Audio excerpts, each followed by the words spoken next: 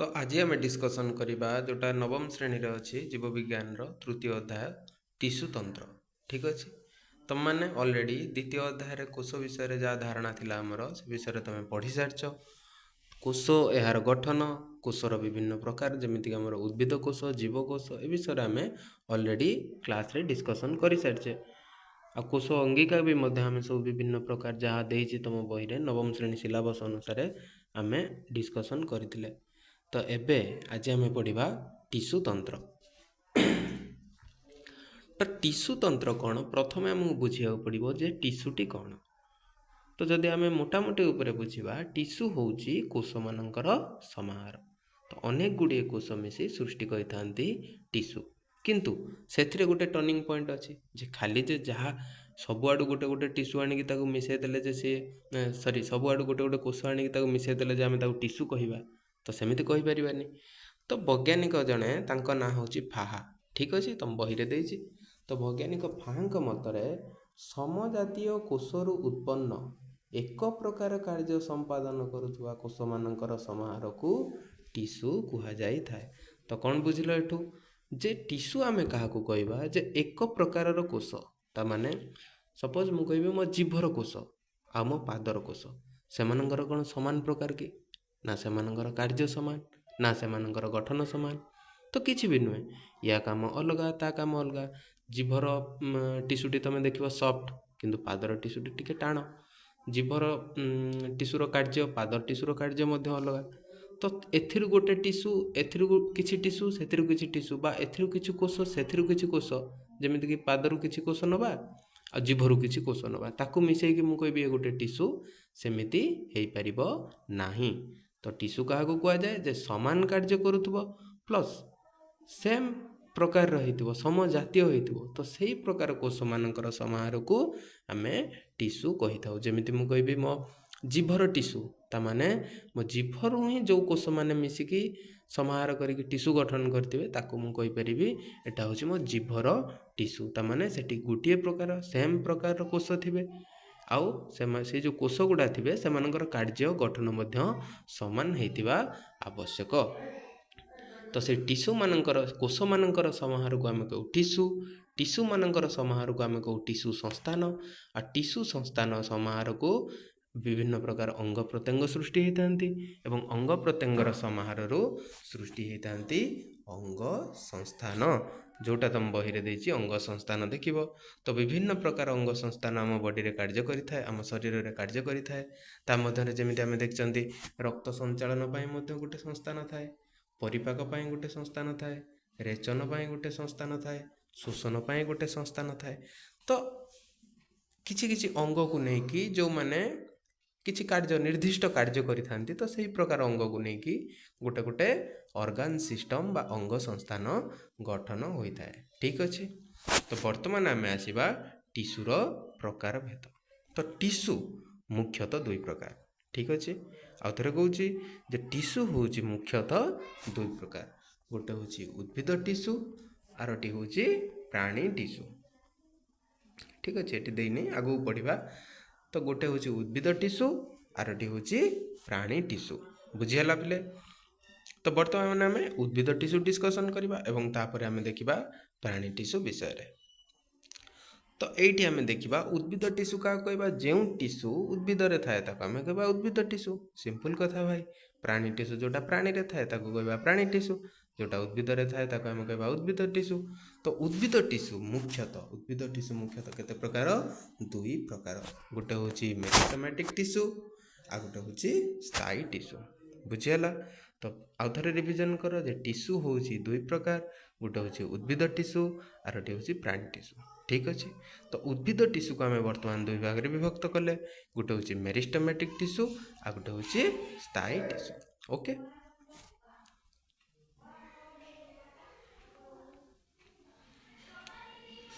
तो उद्भिद टिश्यू प्राणी टिश्यू वर्तमान उद्भिद टिश्यू विषय में डिस्कसन करछे। उद्भिद टिश्यू दुई प्रकार मेरिस्टेमेटिक टिश्यू स्थायी टिश्यू। वर्तमान आम डिटेल देखा मेरिस्टेमेटिक टिश्यू।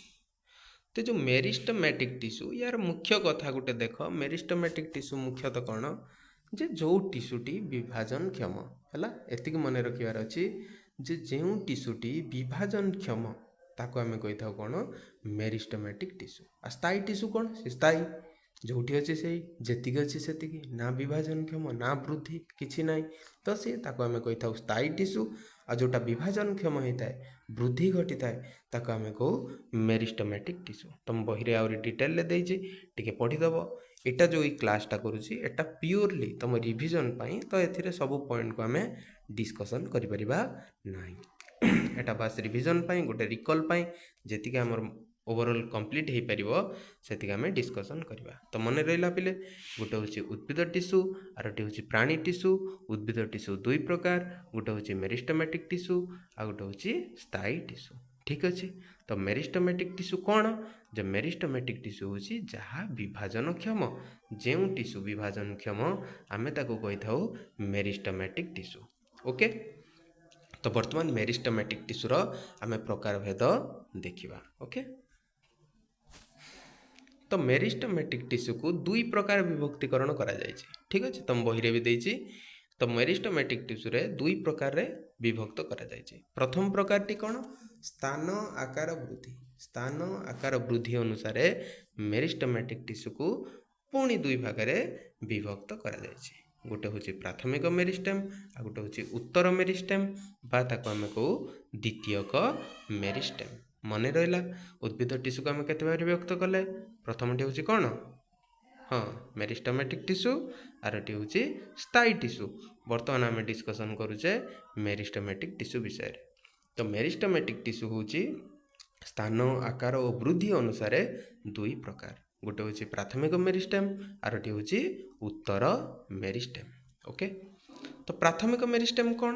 ସାଧାରଣତଃ ଏହି ଟିସ୍ୟୁ ଉଦ୍ଭିଦର କାଣ୍ଡ ଓ ଚେରର ଅଗ୍ରଭାଗରେ ପ୍ରଥମରୁ ଦେଖାଯାଏ। ଷ୍ଟାର୍ଟିଂରୁ ଯେଉଁ ଟିସ୍ୟୁଟା ଡିଭିଜନ୍ ହେଇ ହେଇ ହେଇ ହେଇ ଯେଉଁ ସେଲ୍ଟା ବିଭାଜନ ହେଇ ହେଇ ହେଇ ହେଇ ବୃଦ୍ଧି ଘଟିଥାଏ, ତାକୁ ଆମେ କହୁ ପ୍ରାଥମିକ ମେରିଷ୍ଟେମ୍। କିନ୍ତୁ ଉତ୍ତର ମେରିଷ୍ଟେମ୍ରେ କ'ଣ ହୁଏ? ଟିକେ କିଛି ଟର୍ଣ୍ଣିଂ ପଏଣ୍ଟ ରହିଯାଏ, ଯେଉଁଥିପାଇଁ ସେଟାକୁ ଆମେ କହୁ ଉତ୍ତର ମେରିଷ୍ଟେମ୍। ପ୍ରାଥମିକ ମେରିଷ୍ଟେମ୍ ଉତ୍ତର ମେରିଷ୍ଟେମ୍ରେ ଗୋଟେ ମୁଖ୍ୟ ଡିଫରେନ୍ସ ରହୁଛି ଯେ ଏହି ଟିସ୍ୟୁ ଉଦ୍ଭିଦରେ ପ୍ରଥମରୁ ନଥାଏ ଓ ଏକବୀଜର ପତ୍ରୀ ଉଦ୍ଭିଦରେ ଆଦୌ ଦେଖାଯାଏ ନାହିଁ। ପ୍ରାଥମିକ ମେରିଷ୍ଟେମ୍ ଟିସ୍ୟୁରୁ ଉତ୍ପନ୍ନ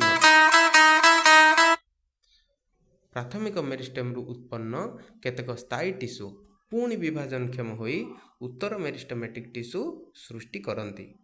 ଏହା ବିକାଶର ପରବର୍ତ୍ତୀ ଅବସ୍ଥାରେ ହେଉଥିବା ଯୋଗୁଁ ଏହାକୁ ଦ୍ୱିତୀୟକ ମେରିଷ୍ଟେମ୍ ମଧ୍ୟ କୁହାଯାଇଥାଏ। ତ ଠିକ୍ ଅଛି। ତ ଉତ୍ତର ମେରିଷ୍ଟେମ୍ କ'ଣ? ଏହା ପ୍ରଥମରୁ ଦେଖାଯାଇନଥାଏ। ଏହା ବିକାଶର ପରବର୍ତ୍ତୀ ଅବସ୍ଥାରେ ହେଉଥିବା ଯୋଗୁଁ ଏହାକୁ ଦ୍ୱିତୀୟକ ମେରିଷ୍ଟେମ୍ କୁହାଯାଏ। ତା'ମାନେ ପ୍ରାଥମିକ ମେରିଷ୍ଟେମ୍ ରହିଲା, ତାପରେ କିଛି ଦିନ ପାଇଁ ପ୍ରାଥମିକ ମେରିଷ୍ଟେମ୍ ଯେତେବେଳେ ବିଭକ୍ତିକରଣ ହୋଇକି ଗୋଟେ ପୂର୍ଣ୍ଣାଙ୍ଗ ଅବସ୍ଥାରେ ପହଞ୍ଚିଯାଏ, ସିଏ ଆଉ ବିଭାଜନ ହୁଏ ନାହିଁ। କିନ୍ତୁ ପରବର୍ତ୍ତୀ ସମୟରେ ତା ପୁଣି ବିଭାଜନକ୍ଷମ ହେଲେ ତାକୁ ଆମେ କହୁ ଉତ୍ତର ମେରିଷ୍ଟୋମାଟିକ୍ ଟିସ୍ୟୁ। ବୁଝିହେଲା? ତ ମେରିଷ୍ଟୋମାଟିକ୍ ଟିସ୍ୟୁକୁ ଆମେ କେଉଁ ଅନୁସାରେ ବିଭକ୍ତ କଲେ? ସ୍ଥାନ ଆକାର ଓ ବୃଦ୍ଧି ଇତ୍ୟାଦି ଅନୁସାରେ ଦୁଇ ଭାଗରେ ବିଭକ୍ତ କଲେ। ପ୍ରଥମଟି ହେଉଛି ପ୍ରାଥମିକ ମେରିଷ୍ଟେମ୍, ଆରଟା ହେଉଛି ଉତ୍ତର ମେରିଷ୍ଟେମ୍। ଠିକ୍ ଅଛି। ବର୍ତ୍ତମାନ ଆମେ ଦେଖିବା ଆଉ କ'ଣ ମେରିଷ୍ଟୋମାଟିକ୍ ଟିସ୍ୟୁକୁ କେଉଁ ଭାଗରେ ବିଭକ୍ତ କରାଯାଇଛି। ତ ମେରିଷ୍ଟୋମାଟିକ୍ ଟିସ୍ୟୁକୁ ପୁଣି ଅଂଶ ଅନୁଯାୟୀ ମଧ୍ୟ ବିଭକ୍ତ କରାଯାଇଛି। ତା'ମାନେ କି କେଉଁ ଅଂଶରେ ଆମେ କେଉଁ ମେରିଷ୍ଟୋମାଟିକ୍ ଟିସ୍ୟୁ ଦେଖିଥାଉ, ସେହି ଅନୁସାରେ ତାକୁ ତିନି ଭାଗରେ ବିଭକ୍ତ କରାଯାଇଛି। ଗୋଟେ ହେଉଛି କ'ଣ? ଅଗ୍ରସ୍ଥ ମେରିଷ୍ଟେମ୍, ଆଉ ଗୋଟେ ହେଉଛି ପାର୍ଶ୍ୱସ୍ଥ ମେରିଷ୍ଟେମ୍, ଆଉ ଗୋଟେ ହେଉଛି ଅନ୍ତର୍ବିଷ୍ଟି ମେରିଷ୍ଟେମ୍। ତ ଅଗ୍ରସ୍ଥ ମେରିଷ୍ଟେମ୍ କ'ଣ? ଏଇଠି ତୁମମାନେ ଦେଖିପାରିବ, ଏଇ ଫିଗରରେ ତୁମ ବହିରେ ବି ଦେଇଛି ଯେ ଯେଉଁଟା ଉଦ୍ଭିଦର ଟିପ୍ରେ ବା ଅଗରେ ଥାଏ ଆମେ ତାକୁ କହୁ ଅଗ୍ରସ୍ଥ ମେରିଷ୍ଟେମ୍। ଯେଉଁଟା ଅନ୍ତର୍ବିଷ୍ଟି ମିନ୍ସ ଯେଉଁ ଗଣ୍ଠି ଥାଏ, ଯେମିତି ତୁମେ ବାଉଁଶ ଗଛ ଦେଖିଥିବ, ଏଇଟା ଗୋଟେ ବାଉଁଶ ଗଛ ଯଦି ଆମେ କହିବା, ଏଟା ଗୋଟେ ଗଣ୍ଠି, ଏଟା ଗୋଟେ ଗଣ୍ଠି, ଦୁଇଟା ଗଣ୍ଠି ଥାଏ କି ନାହିଁ? ତ ଏଇ ଗଣ୍ଠି ଉପରକୁ ଜଷ୍ଟ ଏଇଠି ଯେଉଁ ଟିସ୍ୟୁଟା ରହିଲା ଆମେ ତାକୁ କହିବା କ'ଣ? ଅନ୍ତର୍ବିଷ୍ଟି ମେରିଷ୍ଟେମ୍। ଆଉ ପାର୍ଶ୍ୱସ୍ଥ ମେରିଷ୍ଟେମ୍ କ'ଣ? ଯେଉଁଟା ଏଇ ସାଇଡ଼୍ରେ ରହିବ। ଠିକ୍ ଅଛି। ଯେଉଁ ଟିସ୍ୟୁଟି ଏଇ ସାଇଡ଼୍ରେ ରହିବ, ଯେଉଁ ମେରିଷ୍ଟୋମାଟିକ୍ ଟିସ୍ୟୁଟି ଏଇ ଯେଉଁ ପବ ବା ଯେଉଁଟା ଏଇଟା ଗୋଟେ ଗଣ୍ଠିରୁ ଆଉ ଗୋଟେ ଗଣ୍ଠିର ଯେଉଁ ମଧ୍ୟବର୍ତ୍ତୀ ଅବସ୍ଥା, ତ ତା ପାର୍ଶ୍ୱରେ ଯେଉଁ ଟିସ୍ୟୁଟି ରହିଲା ତାକୁ ଆମେ କହୁ ତାକୁ କହୁ ଆମେ ପାର୍ଶ୍ୱସ୍ଥ ମେରିଷ୍ଟେମ୍। ठीक अच्छे पिले। तो ये थिला हमर मेरिस्टमेटिक टिश्यू कथा। तो मैं आउ थरे रिकॉल कर दूची। तो मेरिस्टमेटिक टिश्यू कौन जहाँ विभाजनक्षम होता है ताको आमे को मेरिस्टमेटिक टिश्यू। तो मेरिस्टमेटिक टिश्यू आमर अंश अनुजाई तीन प्रकार, गोटे हूँ अग्रस्त, पार्श्वस्थ, अंतर्विष्टि। आ विकास अनुजाई है दुई प्रकार, नहीं कि गोटे हूँ कौन आमर प्राथमिक मेरिस्टेम आरटी रोच कौन उत्तर मेरिस्टेम। अरे एबे परा पढ़ी के आसिले नहीं कि ये पढ़ले प्राथमिक मेरिस्टेम गोटे, प्राथमिक मेरिस्टेम गोटे, आ गोटे पढ़ले एटा उत्तर मेरिस्टेम। ठीक अच्छे। तापर आमे देखिबा स्थायी टिश्यू, नहीं कि आम प्रथम पढ़ी आउ थे मन पकई दूचे जे टिश्यू पढ़ी दुई प्रकार, गोटे हूँ उद्भिद टिश्यू आ गोटे पढ़ी प्राणी टिश्यू। उद्भिद टिश्यू हूँ पुणी दुई प्रकार, गोटे हूँ मेरिस्टमेटिक टिश्यू आरटी हूँ स्थायी टिश्यू। तो मेरिस्टमेटिक टिश्यू विषय में डिस्कसन सरीगला। बर्तमान आम देखा स्थायी टिश्यू। तो स्थायी टिश्यू केते प्रकार, स्थायी टिश्यू पुणी विभक्त कर दुई प्रकार, गोटे हूँ सरल टिश्यू आरटी हूँ जटिल टिश्यू। तो ये फिगर देख, फिगर देखले तुम मैंने क्लीयरली बुझीपार। टिश्यू ये थिला टिश्यू, टिश्यू दी भाग रे प्रथम विभक्त है सी तो उद्भिद टिश्यू प्राणी टिश्यू। तो उद्भिद टिश्यू पुणी दी भाग रे विभक्त है केते प्रकार, गोटे हूँ मेरिस्टमेटिक आरटी हूँ स्थायी। ठीक अच्छे। तो मेरिस्टमेटिक आम पुणी डिस्कसन कले प्राथमिक मेरिस्टेम, उत्तर मेरिस्टेम, आ जो अवस्थिति अनुसार बा अंश विशेष अनुसार आम तीन प्रकार विभक्त कले, गोटे हूँ अग्रस्त, पार्श्वस्थ, अंतर्विष्टि। बर्तमान स्थायी टिश्यू को पुणी दि भाग विभक्त कले, गोटे हूँ कौन सरल टिश्यू आरटी हूँ जटिल टिश्यू। ओके। तो सरल टिश्यू को तीन भाग विभक्त करा जायछि, गोटे हूँ पारेनकाइमा, आरटा हूँ कोलेनकाइमा, आ गोटे हूँ स्क्लेरेनकाइमा। ओके। आ जो जटिल टिश्यू रहिला ताको दुई भाग विभक्त करा जायछि, जाइलेम, फ्लोएम। तो ये थिला स्थायी टिश्यू रो विभक्तिकरण। आम डिटेल ले पढ़िबा एबे सरल टिश्यू कौन कौन आ जटिल टिश्यू कौन कौन आम पढ़िबा। तो सरल टिश्यू को केते भाग विभक्त करागला आम पढ़िले पूर्व ई डायग्राम रे एठी देखिले जे तीन भाग रे कौन कौन एठी तीनटा आम पढ़िले कि नहीं, पारेनकाइमा, कोलेनकाइमा, स्क्लेरेनकाइमा। तो बर्तमान आम देखिबा पारेनकाइमा कथा। तो पारेनकाइमा कौन जे एथिरे मुख्यतः रहिबो जे पारेनकाइमाटा कौन, यह एक प्रकार स्थायी टिश्यू, स्थायी सरल टिश्यू, नहीं कि उद्भिद टिश्यू जोटा कि स्थायी एवं स्थायी टिश्यू को प्रकार स्थायी टिश्यू सरल स्थायी टिश्यू। तो पारेनकाइमा रे कौन अंतकोशीय स्थान थाए अधिक थाए। ठीक अच्छे। अंतकोशीय स्थान अधिक थाए। तो जोटा कौल कांड पत्र रे जो पारेनकाइमा देखा जाय थाए आमे ताको कहू कौन कहू, बहिरे तुम मैंने ऑलरेडी पढ़ीच मन पड़ुछि कि नहीं, जोटा आमे कौल पत्र कांड रे जोटा देखि था पारेनकाइमा ताको आमे कहू एठी आमे देखिछंती देख क्लोरेनकाइमा। ठीक अच्छे। तो जो पारेनकाइमा कौल पत्र कांड रे देखा जाय थाए ताको आमे कहू क्लोरेनकाइमा। आउ जलज उद्भिद रे जो पारेनकाइमा देखा जाय थाए ताको आमे कहू कोन एरेनकाइमा। तो एरेनकाइमार विशेषत्व कौन, एरेनकाइमा रे जो अंतरकोशीय स्थान माने गोटे कोष आ गोटे कोष मझिरे जो स्थान थाए से स्थानटा बहुत अधिक थाए। से स्थान रे पवन भर्ती होगी थाए, वायु भरी जाए जहाँ फल रे सेटा पानी उपरे भासी थाए। तो मन रहिला पारेनकाइमा भितर आमे दीटा कथा जानले, गोटे हूँ क्लोरेनकाइमा आरटा हूँ एरेनकाइमा। एरेनकाइमा जलज उद्भिद रे देखा जाय थाए, क्लोरेनकाइमा कौल पत्र कांड रे देखा जाय थाए। तापर आसला कोलेनकाइमा। कोलेनकाइमा रे मुख्यतः गोटे जिनस सर्ट क्वेश्चन जोटा रोची एटा होची क्लोरेनजाइमा। एटा लिखा है क्लोरेनकाइमा किंतु एटा एक्चुअली कोन क्लोरेनजाइमा। क्लोरेनजाइमा कोन जेते बेले कोलेनकाइमा प्लस ए कोलेनकाइमा सहित ए जो कोलेनकाइमा सहित ए कोलेनकाइमा सहित कोन मिसिबो पत्रहरित। ठीक अछि। या संगे मिसिबो पत्रहरित। पत्रहरित जिते मिसी जाए क्या सहित कोलेनकाइमा सहित जिते मिसी जाए पत्रहरित ताको आमे कहू कौन क्लोरेनजाइमा। एठी देख लिखा जाइछि देखा जाए एही टिश्यू रे पत्रहरित थिले ता खाद्य प्रस्तुति मध्य करिथाए ताहाकू क्लोरेनजाइमा कहा जाए। तो एठी मेन इंपोर्टेंट फैक्टर किए पत्रहरित सहित जेते बेले कोलेनकाइमा मिसी जाए ताको आमे कहू क्लोरेनजाइमा। ओके, तापर लास्ट आसला आमर सरल टिश्यू को जो तीन भाग विभक्त करथिले कोन पारेनकाइमा, कोलेनकाइमा, लास्ट आसला स्क्लेरेनकाइमा। ठीक अच्छे, ये देख लिखा जाइए, ये देख लिखा जाइए कौन कोलेनजाइमा। तो बर्तमान आम स्क्लेरेनकाइमा देखा। स्क्लेरेनकाइमा मुख्य आसो गठन अनुजाई ये टिश्यू केते प्रकार दुई प्रकार। ठीक अच्छे, गठन अनुजाई स्क्लेरेनकाइमा केते प्रकार दुई प्रकार, गोटे हूँ दृढ़ तंतु आरटा हूँ दृढ़ कोष। तो दृढ़ तंतु किए रहिले नलिता छणपट, नलिता और छणपट रहिले दृढ़ तंतु। ये जो नलिता छणपट रहिले कौन दृढ़ तंतु। आ दृढ़ कोष सेटा दृढ़ कौन पाई होता है बा टाण कौन पाई होता है, दीटा मुख्य जिनस से रोचंदी जो सेटा दृढ़ होता है। तो गोटे हूँ क्यूटिन आरटा हूँ सुबेरिन। एटा सर्ट क्वेश्चन मन रखिबो जे दृढ़ कोष कौन पाई दृढ़ होता है, किए ताको दृढ़ करता है, किए ना क्यूटिन आउ सुबेरिन। ठीक अच्छे, तो सेथिपाई जेहेतु एटा दृढ़ टाण पत्थर भाया टाण ताको कह जाए कौन स्टोन सेल। मन रहा, तो दृढ़ कोष को आम कौन कही था स्टोन सेल बोली कही था। ओके, तो बर्तमान स्थायी टिश्यू जो आम पढ़िले दुई प्रकार, गोटे सरल जटिल। सरल रे तीन प्रकार, गोटे हूँ पारेनकाइमा, कोलेनकाइमा, स्क्लेरेनकाइमा। तो बर्तमान जटिल टिश्यू केते प्रकार पढ़िले दुई प्रकार, नहीं कि ये देखिले परा, ये देखिले नी जटिल टिश्यू केते प्रकार दुई प्रकार, गोटे हूँ जाइलेम आरटा हूँ फ्लोएम। तो सेटा आम डिस्कसन करवा, गोटे आम पढ़ले जाइलेम आरटा पढ़ले फ्लोएम। तो सेटा देखा जाइलेम फ्लोएम। तो देख ये आम पहुँचीगले जटिल टिश्यू पाखे। तो जटिल टिश्यू मुख्यतः केते प्रकार, जटिल टिश्यू मुख्यतः दुई प्रकार, गोटे हूँ जाइलेम आ गोटे हूँ फ्लोएम। तो जाइलेम कौन क्या नहीं गठित, यहाँ परीक्षार मन रखा पड़ो, परीक्षार बेले बेले आसे।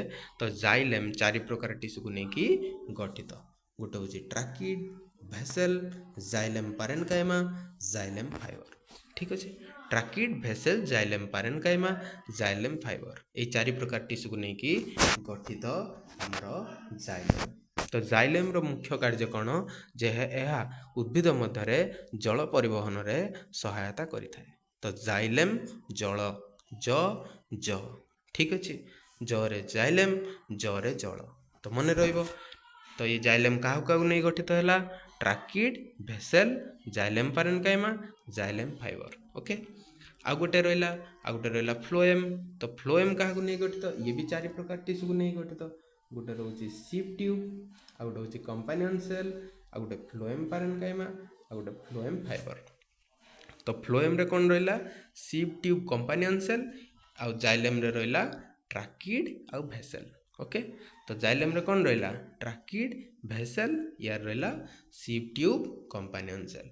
यार तो जाइलेम पारेनकाइमा जाइलेम फाइबर, तार फ्लोएम पारेनकाइमा फ्लोएम फाइबर। ठीक अच्छे, तो जाइलेम जमी जल परिवहन करे, तो फ्लोएम सेमती कौन परिवहन कर फल नुहे, यहाँ हूँ फूड। फ्लोएम कौन परिवहन कर फूड, कहू खाद्य, खाद्य परिवहन कर फ्लोएम। बुझेला। तो ये थिला आमर उद्भिद टिश्यू। उद्भिद टिश्यू बर्तमान आमर सरी जाइए। उद्भिद टिश्यू आम कौन पढ़िले जो उद्भिद टिश्यू मुख्यतः दुई प्रकार, गोटे हूँ मेरिस्टोमेटिक टिश्यू आरटा हूँ कौन स्थायी टिश्यू। मेरिस्टोमेटिक टिश्यू को आम दुई भाग विभक्त कले, प्रथम अवस्था अनुसार गोटे कौन गोटे कले आम प्राथमिक मेरिस्टेम, आरटा कले उत्तर बा द्वितीयक मेरिस्टेम। आउरी भी अवस्थिति बा अंश अनुसार आम ताको तीन भाग विभक्त कले, गोटे हूँ अग्रस्थ, पार्श्वस्थ, अंतर्विष्टि। ठीक अच्छे कि नहीं। तापर जोटा स्थायी टिश्यू रहा, स्थायी टिश्यू को आम दुई भाग विभक्त कले, गोटे हूँ सरल आरटा हूँ जटिल।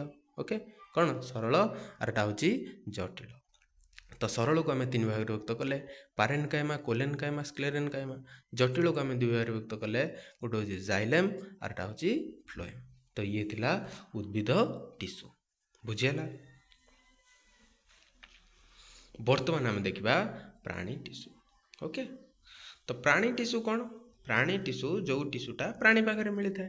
तो ये प्राणी टिश्यू को जेहेतु एटा रिविजन मु डिटेल जाऊनी, जस्ट फॉर रिविजन माने केमती चैप्टरटा शीघ्र कंप्लीट हो रिकल हो, मु ओवरलुक टाइप एटा बुझे दूची। डिटेल आम क्लास रे पढ़ीचे, तथापि जार डाउट हो मते कहब। तो ये प्राणी टिश्यू केते भाग विभक्त कले पुणी गोटे हूँ एपिथेलियल टिश्यू, संयोजक टिश्यू, पेशी टिश्यू, स्नायु टिश्यू। तो केते प्रकार आसला 4 प्रकार। ये उद्भिद सॉरी प्राणी टिश्यू को आम केते भाग विभक्त कले 4 भागरे विभक्त कले। तो गोटे गोटे बर्तमान आम डिस्कसन करवा एपिथेलियल टिश्यू कौन, संयोजक टिश्यू, पेशी टिश्यू, स्नायु टिश्यू सब विषय में बर्तमान डिस्कसन कर। तो जो एपिथेलियल टिश्यू रोची एपिथेलियम रो अर्थ कौन, आवृत बा आवरण। एटा मन रखिबो जे एपिथेलियम रो अर्थ कौन, एपिथेलियम रो अर्थ होची आवृत बा आवरण। ता माने जोठी जोठी किछि आवृत करूथबा टिश्यू रहिथिबे ताको हमें कहि परिबा कौन एपिथेलियल टिश्यू। उदाहरण स्वरूप कौन रहला चर्म, उदाहरण स्वरूप रहला चर्म। आउरी भी मन रखिबो कोठी कोठी एपिथेलियल टिश्यू देखा जाय थाए, जेमिति एठी तम बहिरे लिखा जायछि मुख गहरर पृष्ठस्तर, खाद्य नळीर भितर पाख, शिरा और धमनीर भितर पाख, ब्रुकक, मूत्रनलिका यही सब टिश्यू द्वारा आवृत होता है। कौ टिश्यू एपिथेलियल टिश्यू। तो एपिथेलियल टिश्यूर लक्षण मध्य टिके पढ़ीदेव 3 मार्किया एटा इम्पोर्टेंट। 3 मार्किया एपिथेलियल टिश्यूर लक्षण इम्पोर्टेंट रहिबो, कार्य भी इम्पोर्टेंट रहिबो, एगुडा टिके टिके पढ़ीदेव। तापर आसला एपिथेलियल टिश्यू केते प्रकार। एपिथेलियल टिश्यू मुख्यतः 2 प्रकार, गोटे हूँ सरल एपिथेलियम बा एकस्तर एपिथेलियम, और एटा हूँ जटिल बा बहुस्तर एपिथेलियम। एटी डायग्राम रे देख जे एपिथेलियल टिश्यू को 2 भाग रे विभक्त करा जायछि, गोटे हूँ सरल एपिथेलियम टिश्यू और एटा हूँ जटिल बा बहुस्तर एपिथेलियम टिश्यू। तो सरल एपिथेलियम टिश्यू हूँ 4 प्रकार, गोटे हूँ स्क्वामस, और एटा हूँ स्तंभाकार, और एटा हूँ घनाकार, आ गोटे रहा कूट स्तरीकृत। ठीक अच्छे। तो एपिथेलियल टिश्यू 2 भाग रे विभक्त, गोटे हूँ कौन प्रथम आम देखले गोटे हूँ सरल और गोटे हूँ जटिल। तो सरलटी जोटा सेटा हूँ एकस्तर विशिष्ट, आ जटिल जोटा सेटा हूँ बहुस्तर विशिष्ट। तो एबे आम देखा जो सरल एपिथेलियम बा एकस्तर विशिष्ट एपिथेलियम रहिले सेटा मुख्यतः केते भाग विभक्त होइछि 4 भाग रे विभक्त होइछि नै कि एई 4 प्रकार जो रहिला एई 4 प्रकार होछि सरल एपिथेलियम टिश्यू, जो मानकर केते स्तर एकस्तर विशिष्ट। तो प्रथमे होछि स्क्वामस एपिथेलियम, प्रथम होछि स्क्वामस एपिथेलियम। तो स्क्वामस एपिथेलियम कौन जे एही टिश्यू गुड़िक ये देखीदेव, एही टिश्यू गुड़िक अति पतला बहुकोण विशिष्ट, कोषर उच्चता अपेक्षा प्रस्थ बेसी। ठीक अच्छे। एगुड़िक हूँ स्क्वामस एपिथेलियम। स्क्वामस एपिथेलियम कोठी कोठी देखा जाए सेटा इंपोर्टेंट, खाद्य नळीर भितर पाख, फुसफुसर कोटरिका बा मेन्स कोल, मूत्र नळी, रक्त नळीर भितर स्तर एठी सब देखा जाय थाए स्क्वामस एपिथेलियम। ओके। तापर आसला स्तंभाकार एपिथेलियम। आ गोटे कोन देखिले, आ गोटे देखिले आमे घनाकार एपिथेलियम, आ गोटे होची कूटस्तरीकृत एपिथेलियम। एटा टिके टिके देखिदेव कोठी कोठी एटा देखा जाय थाए। तो आउ थरे मने पके दोची जो आम प्राणी टिश्यू केते भाग विभक्त 4 भाग रे विभक्त, बा 4 प्रकार टिश्यू रे विभक्त ताको आमे करि परिबा एपिथेलियल टिश्यू, तापर रहला संयोजक टिश्यू, पेशी टिश्यू, आ गोटे रहला स्नायु टिश्यू। तो ये जो एपिथेलियल टिश्यू रहा, एपिथेलियल टिश्यू मुख्यतः 2 भाग रे विभक्त, गोटे हूँ सरल एपिथेलियम बा एकस्तर विशिष्ट, और गोटे हूँ जटिल बा बहुस्तर विशिष्ट। तो ये जो सरल बा एकस्तर विशिष्ट रहा सी हूँ 4 प्रकार, गोटे हूँ स्क्वामस, आटा हूँ स्तंभाकार, आ गोटे घनाकार, आ गोटे हूँ कूट स्तरीकृत। ठीक अच्छे।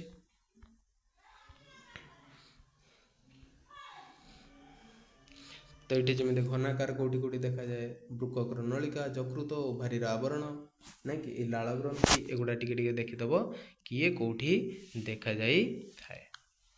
ओके। आ कूट स्तरीकृत एटा आमे पढ़िले ना कि प्रकार एपिथेलियम सरल एपिथेलियम। अच्छा, सरल एपिथेलियम जदि केते स्तरीय एक स्तरीय, ताले कूट स्तरीकृत कहीं ता कुआ गला कारण एमानकर साइज ठीक न थाए, एगुड़िक कोष गुड़िक असमान, से ये कौन होती बहुस्तर भली देखा जाए। जेहेतु मिछरे ये बहुत स्तर भाया देखा जाए, एक्चुअल देखला बेलू केते स्तर गोटे स्तर, कि देखा जाए केते स्तर बहुत स्तर, से कह जाए कूट स्तरीकृत। ओके। तो सरल एपिथेलियम 4 प्रकार, गोटे है जोटा हम पढ़िले स्तंभाकार, घनाकार, आ गोटे पढ़ले कूट स्तरीकृत, आ गोटे हूँ स्क्वामस एपिथेलियम। तो ये 4 प्रकार सरला। बर्तमान हूँ आ गोटे रहा जोटा आरटा जटिल बा बहुस्तर विशिष्ट एपिथेलियम। ये खाली दे देछि कोठी कोठी थाए। एतिक तुमको पढ़िबार अच्छे। तो जो उद्भिद प्राणी टिश्यू जो 4 प्रकार नहीं गठित संयोजक टिश्यू, एपिथेलियल टिश्यू, पेशी टिश्यू, स्नायु टिश्यू, या द्वारा आमर एपिथेलियल टिश्यूटी सरीगला। बर्तमान आम देखा संयोजक टिश्यू। तो संयोजक टिश्यू केते प्रकार? संयोजक टिश्यू मुख्यतः 2 प्रकार है। मुख्यतः केते प्रकार? 2 प्रकार। गोटे हूँ रक्त और एटा हूँ अस्थि। अब मन रखा पड़ो जे संयोजक टिश्यू कौन न थाए? आधार झिल्ली न थाए। ठीक अच्छे, यहाँ मोस्ट इम्पोर्टाट जे संयोजक टिश्यू रे आधार झिल्ली न थाए। तो रक्त देख रक्त रे पढ़ी नब कौन कौन सब अच्छी कौन ना प्लाज्मा रहा। तो रक्त गोटे कि प्रकार संयोजक टिश्यू? रक्त हूँ गोटे तरल संयोजक टिश्यू। यार मैट्रिक्स को कौन कह जाए? यार मैट्रिक्स को कह जाए प्लाज्मा। ठीक अच्छे, तो रक्त रे कौन कौन थाए? विभिन्न प्रकार कणिका थाए, किंतु मुख्यतः यार 3 प्रकार कणिका देखा जाए थाए, जोटा रहा लोहित रक्त कणिका, श्वेत रक्त कणिका, आ गोटे रहा अणुचक्रिका बा ताको आमे कहू प्लेटलेट। तो आ गोटे शॉर्ट क्वेश्चन पड़े जे प्लाज्मा रे जलीय अंश केते? प्लाज्मा रे जलीय अंश होची 90 रु 92%। आ गोटे इटा रहा रक्तर पीएच केते? रक्तर पीएच होची 7.4। आम शरीर रे केते रक्त थाए? प्रायतः 5 रु 6 लिटर पर्यंत रक्त थाए। ओके, और विभिन्न प्रकार जैविक पदार्थ हम रक्त रे देखा जाए थाए, जथा रहा आल्बुमिन, ग्लोब्युलिन, फाइब्रिनोजेन, प्रोथ्रोम्बिन, यही सब देखा जाए थाए। आम ब्लड रे विभिन्न लवण भी देखा जाए थाए, नहीं कि लवण मध्य जमी रहा chloride, carbonate, bicarbonate, sulphate, phosphate, यही सब देखा जाए थाए। तापर आसला आरबीसी। आरबीसी मन रखा पड़ो यार आकार को भाया, या आकार हूँ डी अवतल। यार आकार को भाया डी अवतल, यही टाइप बोथ आड़ू दी साइड्रु चेपा भाया, तो यू कह जाए डी अवतल। तो लोहित रक्त कणिकार आयुकाल के दिन? लोहित रक्त कणिकार आयुकाल मन रख 120 दिन। ओके, तापर आसला श्वेत रक्त कणिका बा WBC, एक कह जाए व्हाइट ब्लड सेल। ये गोटे क्वेश्चन आसे जे आरबीसी टा कौन थाए? आरबीसी टा न्यष्टि न थाए। ठीक अच्छे, आरबीसी रे कौन न थाए? न्यष्टि न थाए। किंतु श्वेत रक्त कणिकार कौन थाए? यह न्यष्टियुक्त। यहाँ मन रखा पड़ो यह न्यष्टियुक्त। यार आयुकाल के दिन? यार आयुकाल हूँ प्राय 3 दिन है। गोटे गोटे बही रे 3 रु 4 दिन देती, किंतु तुम रख आयुकाल के दिन प्राय 3 दिन। तो WBC पुणी केते भारी व्यक्त करा जायछि मन रखा पड़ो। गोटे हूँ ग्रानुलोसाइट, आ गोटे हूँ अग्रानुलोसाइट। ओके, तो WBC केते भारी व्यक्त है? गोटे है ग्रानुलोसाइट, आ गोटे है अग्रानुलोसाइट। ये तुम बही रे जो डायग्रामटा देछि एठु तुम बुझी पारिबो जे श्वेत रक्त कणिका विभक्त है प्रथमे अग्रानुलोसाइट, आ गोटे विभक्त है ग्रानुलोसाइट। ठीक अच्छे, तो श्वेत रक्त कणिका केते प्रकार है? 2 प्रकार। गोटे हूँ ग्रानुलोसाइट और एटा हूँ अग्रानुलोसाइट। तो ग्रानुलोसाइट की पुणी केते भारी व्यक्त करा जायछि? Neutrophil, eosinophil, बासोफिल। अग्रानुलोसाइट केते भारी व्यक्त है? Lymphocyte, monocyte. ठीक अच्छे, तापर बही रे देछि एटा डिटेल टिके टिके पढ़ीदब। तापर लिम्फोसाइट रे गोटे शॉर्ट क्वेश्चन मन रखिबार अछि जे एही एहार ए जो लिम्फोसाइट रहिला, ए जो लिम्फोसाइट रहिला, लिम्फोसाइट रो कोन रोग प्रतिरोधक शक्ति सर्वाधिक। ब्लड रे जो WBC रे विभिन्न प्रकार कणिका रहिला, ग्रानुलोसाइट रे 3 प्रकार, अग्रानुलोसाइट रे 2 प्रकार। तो सबुठारो रोग प्रतिरोधक शक्ति कहार अधिका? लिम्फोसाइट रो अधिका। आ मोनोसाइट रो खासियत कोन? मोनोसाइट रो खासियत होची एही कणिकार सबुठारो बृहत्तम कोष। श्वेत रक्त कणिकार जेते प्रकार कणिका अछि, तो सार सबुठारो बड़ कोष रहउची किए? मोनोसाइट। ओके, तो लिम्फोसाइट रहिला रोग प्रतिरोधक अधिका, मोनोसाइट रहिला बृहत्तम कोष। रक्त कणिकार जेती कोष अछि ता भितर बृहत्तम कोष होची मोनोसाइट। तो ये दीटा जाक को प्रकार WBC? अग्रानुलोसाइट WBC। आ तो अणुचक्रिका, अणुचक्रिकार मेन क्वेश्चन रहिबो यार आयुष के दिन 10 रु 12 दिन। आ कोथरे ये सहाय्य करथाय? यह रक्त जमाट बांधिबारे मुख्य भूमिका ग्रहण करिथाय। अणुचक्रिका बा ताको हम कहू प्लेटलेट। तो ये थिला संयोजक, ये थिला संयोजक टिश्यू रक्त विषय रे हमें डिस्कशन कले। तापर रहिला अस्थि। तापर रहिला अस्थि। ये अस्थि जानिब अस्थिर कोष को अस्थि कोष कह जाए कह जाए ऑस्टियोसाइट। एटा मन रखिबो जे अस्थिर कोष मान कौन कह जाए ऑस्टियोसाइट बोली कह जाई थाए।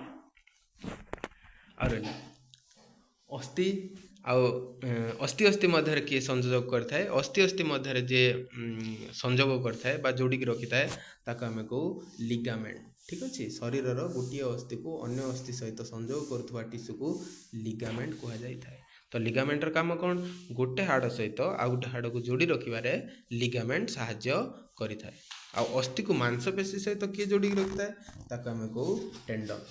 तो टेंडन कार्य कौन टेंडन कार्य होची जे अस्थि को पेशी सहित संयोग करी रखिथाए ताको आमे कहू टेंडन। तो बुझेला अस्थि आम दी तीन टा कथा देखले गोटे हूँ ऑस्टियोसाइट जोटा ता कोष को कह जाए आ गोटे रहा लिगामेंट अस्थि अस्थि आ अस्थि पेशी टेंडन। ओके तापर है उपास्थि। उपास्थिटा कौन जमी आम कान पाखे गोटे सेल जो देखा जाए हाड़टा जोटा एक्सटर्नाल पिना ना कि जोटा बहिर्कर्ण आम कही था ना सेटा हाड़ ना सेटा मांस तो ताकू कह जाए उपास्थि। ठीक अच्छे तो ये उपास्थिर कौन होता है यही उपास्थिर थिबा कोष को उपास्थि कोष कह जाए केते सहज। तो उपास्थिर थिबा कोष को कौन कह जाए उपास्थि कोष। तो यह कौटी कौटी देखा जाए सेटा इंपोर्टेंट यह कौटी देखा जाए ना अस्थिर अग्रभाग नासापट बहिर्कर्ण स्वरपेटिका श्वासनळीर भित्ति पंजरा हाड़ तो ये सब देखा जाए आमर उपास्थि। तो उपास्थि के मध्य आम कही था गोटे कौन संयोजक टिश्यू। आ गोटे संयोजक टिश्यू भी तुम बही देती कौन सेटा रहिबो एरियोलार कनेक्टिव टिश्यू। एरियोलार कनेक्टिव टिश्यू यह कौटी थाए स्नायुर चारि दिगरे थाए टिश्यूटा जो स्नायु कोष रोचे स्नायु कोषर चारि भागरे टिश्यूटा थाए एरियोलार कनेक्टिव टिश्यू। आ कौटी थाए अस्थि मज्जा भितर। ठीक अच्छे अस्थि मज्जा भितर आ स्नायुर चारि दिगरे एरियोलार कनेक्टिव टिश्यू रही थाए। आउ लास्ट रहा जोटा आम बही देती संयोजक टिश्यू हिसाब से सेटा होची एडिपोज टिश्यू। कौन एडिपोज टिश्यू यह कौटी थाए साधारणतः शरीर चर्म तले और आभ्यंतरीण अंग मानकर मध्यवर्ती मझी स्थान रही थाए एडिपोज टिश्यू जोटा आम चर्बी बोली कही था। ठीक अच्छे तो वर्तमान सुधा आम केतेटा डिस्कसन कले संयोजक टिश्यू विषय गोटे हूँ रक्त आरटा हूँ अस्थि आ गोटे एरियोलार कनेक्टिव टिश्यू आ गोटे हूँ आमर कौन एडिपोज टिश्यू। तो ये चारि प्रकार आम डिस्कसन कले संयोजक टिश्यू विषय। तो ये जो एडिपोज टिश्यू यह हूँ ताप प्रतिरोध जो मैंने टिके हेल्दी लोक था टिके कम शीत लगे। ठीक अच्छे जेहेतु ताप रोधक तो तांको शीतर मात्रा मध्य टिके कम लगी थाए। तापर रहा आमर पेशी टिश्यू। पेशी टिश्यू मुख्यतः केते प्रकार मुख्यतः 3 प्रकार। ठीक अच्छे पेशी टिश्यू मुख्यतः केते प्रकार मुख्यतः 3 प्रकार गोटे रेखित अरेखित हृदपेशी। रेखित कौन जेहेतु या रेखा रेखा आकार देखा जाए था एक आम कहू रेखित पेशी। तो रेखित पेशी की मध्य आउ कौन कह जाए था ऐच्छिक पेशी। ठीक अच्छे ये रेखित पेशी की मध्य कौन कह जाए था ऐच्छिक पेशी। ताकू जो अणुवीक्षण जंत्र आम देखते से कौन अनेक कला बैंड आ अनेक फिका बैंड देखा जाए। तो तेणु एम रेखित पेशी कह जाए। तो मन रहा जोटा रेखित पेशी से आम कहू ऐच्छिक पेशी। ऐच्छिक पेशी कहीं कहू कारण आम इच्छा अनुसार आम ताकू संप्रसारण बा संकोचित करि थाउ। आउर भी ये रेखित पेशी गोटे देखा जाए ताकू कह जाए मायोफाइब्रिल। ठीक अच्छे तो गोटे रहा कला बैंड आ गोटे रहा फिका बैंड आ मायोफाइब्रिल यही सब सूक्ष्म तंतु समांतराल भाव में रहीकि गठन करिथाए रेखित पेशी बा ऐच्छिक पेशी। तापर रहा अनैच्छिक पेशी बा अरेखित पेशी। अरेखित पेशी बा अनैच्छिक पेशी। अनैच्छिक माने कौन एथिरे हमर कंट्रोल नथिबो आम इच्छा ये चालू नथिबो। ठीक अच्छे तो अबुल करिया जोटा कहते तो यहाँ हूँ से प्रकार पेशी ता हिसाब से चलो सेटा हूँ अनैच्छिक पेशी आपको कह जाए कौन अरेखित पेशी। जेहेतु से रेखा रेखा आकार देखा जाए ना ताकू कह जाए अरेखित पेशी। ओके तो कौटी कौटी देखा जाए सेटा देखिदब जे परिपाक नली जरायु आखिर स्वच्छ पटल यही स्थान में अनैच्छिक पेशी देखा जाए। तापर 3 नंबर रहा पेशी कोष आम पढ़ले 3 प्रकार गोटे हूँ रेखित आ गोटे हूँ अरेखित आ गोटे हूँ कौन हृदपेशी। तो यहाँ लास्ट रहा हृदपेशी। हृदपेशी कौन जो पेशी कोषटी हृदय बा जोटा आम हार्ट रोचे से थाए तो ताको हृदपिंड रोचे तो सेठी थाए ताको आम कहू हृदपेशी। ओके तो ये हृदपेशी रेखित पेशी भली देखा जाए। कहीं देखा जाए कारण ए जो कला बैंडटी रही है से कला बैंडटी केमी सृष्टि होता है जो विभिन्न कोषरू बाहरी थाए शाखा सिलिया टाइप प्रति हृदपेशी कोषरू शाखा आकार बाहरी थाए से शाखा गुड़िक परस्पर सहित छंदी हुई रही से ही जगार कौन देखा जाए अंतर्विष्ट चक्रिका सृष्टि होता है। चक्रिकार रंग कला तेणु ही पेशी रेखित दिशे। बुझीगला जेहेतु अंतर्विष्ट चक्रिका जो कला कला देखा जाए था पुणी बाकी अंश धला धला देखा जाए था तो यह भ्रम सृष्टि करे रेखित पेशीर किंतु यह रेखित पेशी नुहे। यह कई प्रकार पेशी यह होची हृद पेशी। ओके तो तापर रहा आमर शेष टिश्यू बा जो प्राणी टिश्यूर जो विभक्तिकरण आम करथिले एपिथेलियल टिश्यू संयोजक टिश्यू पेशी टिश्यू ये सब सरीगला। बर्तमान आ गोटे रहा सेटा होची स्नायु टिश्यू। स्नायु टिश्यू कौन यह उद्दीपना ग्रहण करने सहित स्नायविक आवेग परिवहन करि थाए। ठीक अच्छे उद्दीपना ग्रहण करे उद्दीपना कौन थे तुमको गोटे मशा कामुड़ा ताको आमको इम्पल्स। ठीक अच्छे मशा कामुड़ा से जो मशा कामुड़ा पादरे कामुड़ी कि हाथ कामुड़ी कि आंठू पाखे कामुड़ी कौटी कामुड़ी से जो सिग्नाल टाक से ग्रहण करके आमको कौन करता है शरीर मध्य परिवहन करें आम ब्रेन पाखे पहुँचे थाए तो किए पहुँचे थाए सेटा होची स्नायु कोष। आ स्नायु कोषर समाहार को कह जाए थाए स्नायु टिश्यू। ठीक अच्छे तो यार स्ट्रक्चर टाक आमको देखा पड़ो बा गठन। तो स्नायु कोषर मुख्यतः कतोटी अंश थाए मुख्यतः तीनोटी अंश थाए गोटे हूँ कोषपिंड गोटे हूँ डेंड्रन आ गोटे हूँ एक्सन। ठीक अच्छे तो स्नायु कोषर मुख्यतः तीनोटी अंश थाए गोटे हूँ कोषपिंड आ गोटे डेंड्रन आ गोटे हूँ एक्सन। तो ये जो कोषपिंड रोचे ये डायग्राम रे तुम मैंने देखिपार जे कोषपिंड जोटा रोचे टोटाल उपर यहाँ कहुच्छे कोषपिंड। ठीक अच्छे ये कोषपिंड क्या क्या नहीं गठित डेंड्रन को नहीं गठित न्यष्टि नहीं गठित निश्चल सेल। ठीक अच्छे यहाँ कह जाए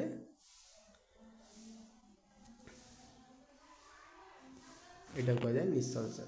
ये निश्चल सेल को लेकिन गठित कौन कोषपिंड ये तीन प्रकार जिनस को नहीं गठित आमर कोषपिंड। तो डेंड्रन जोटा जब तुम यहाँ पापुली गोटे देख यहाँ थे यहाँ गोल भाया ये सब आंगुली भाया बाहर।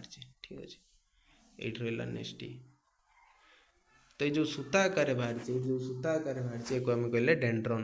तो ये मझीरे जो रहा ताको आम कहले न्यष्टि। आ चारिपटे विभिन्न प्रकार छोट छोट छोट छोट छोट छोट कणिका मान था कह जाए कौन निश्चल सेल।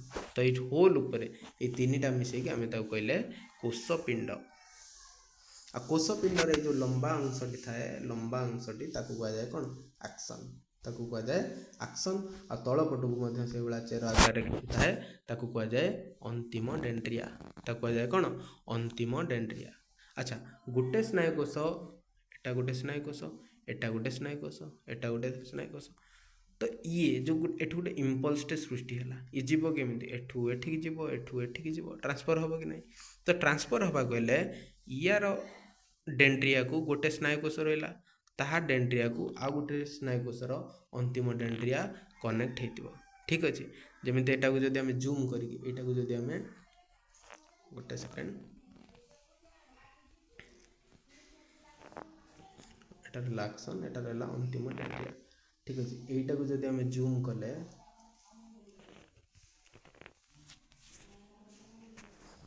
जो जूम करवा एटा केमी चित्र आसो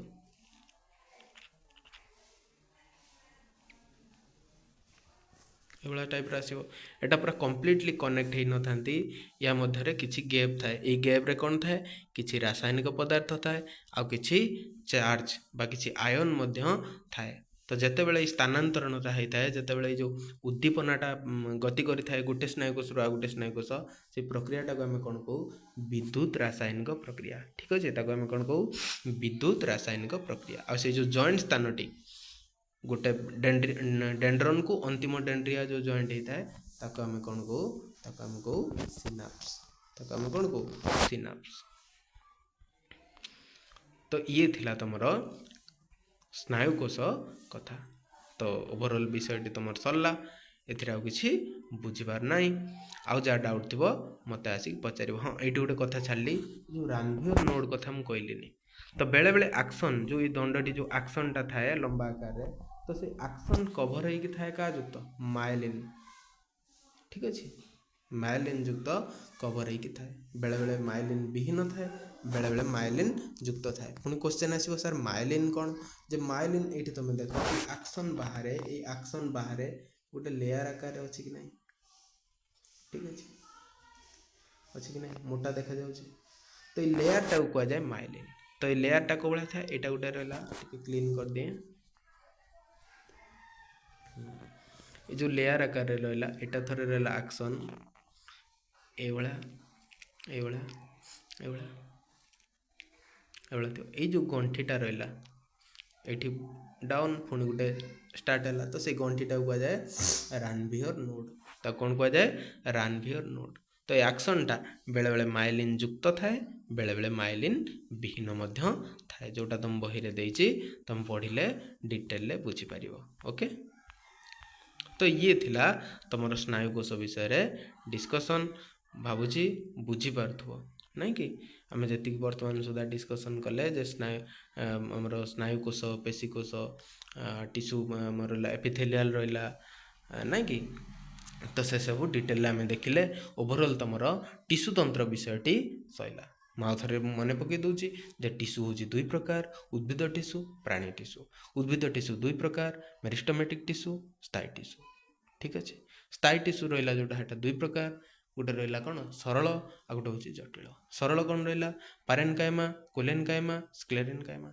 जटिल रहा जाइलेम फ्लोएम प्राणी टिश्यू जोटा रहा प्राणी टिश्यू चारि प्रकार गोटे हूँ एपिथेलियल टिश्यू संयोजक टिश्यू पेशी टिश्यू स्नायु टिश्यू ओके एपिथेलियल टिश्यू जोटा रहा आम देखिले एपिथेलियल रे कौन रहा दुई प्रकार रहा ना कि एपिथेलियल गोटे हूँ सरल एपिथेलियम आ गोटे हूँ जटिल एपिथेलियम सरल एपिथेलियम जोटा सेटा रहा कि केते स्तरीय एक स्तरीय जटिल जोटा रहा सेटा हूँ बहुस्तरीय है सेटा चारि प्रकार जोटा विभक्त है देखीदब स्तंभाकार घनाकार से जहाँ देती चारि प्रकार जटिल तो किसी दे ना विभक्तिकरण खाली कौटी कौटी थाए सेटा टिके देखीदब तापर आमर एपिथेलियम पर रहा संयोजक संयोजक आम देखिले रक्त तापर देखिले पेशी उपास्थि एरियोलार कनेक्टिव टिश्यू एरियोलार संयोजक टिश्यू आ गोटे देखिले एडिपोज टिश्यू ठीक अच्छे तापर आम देखिले पेशी रे देखिले रेखित अरेखित हृदपेशी तापर तो स्नायुकोश विषय आम डिस्कसन कले बा स्नायु टिश्यू विषय आम आलोचना कले तो ये थिला तुमर टिश्यू तंत्र विषय जार जहाँ डाउट थी मते तुम मैंने पचार ओके थैंक यू।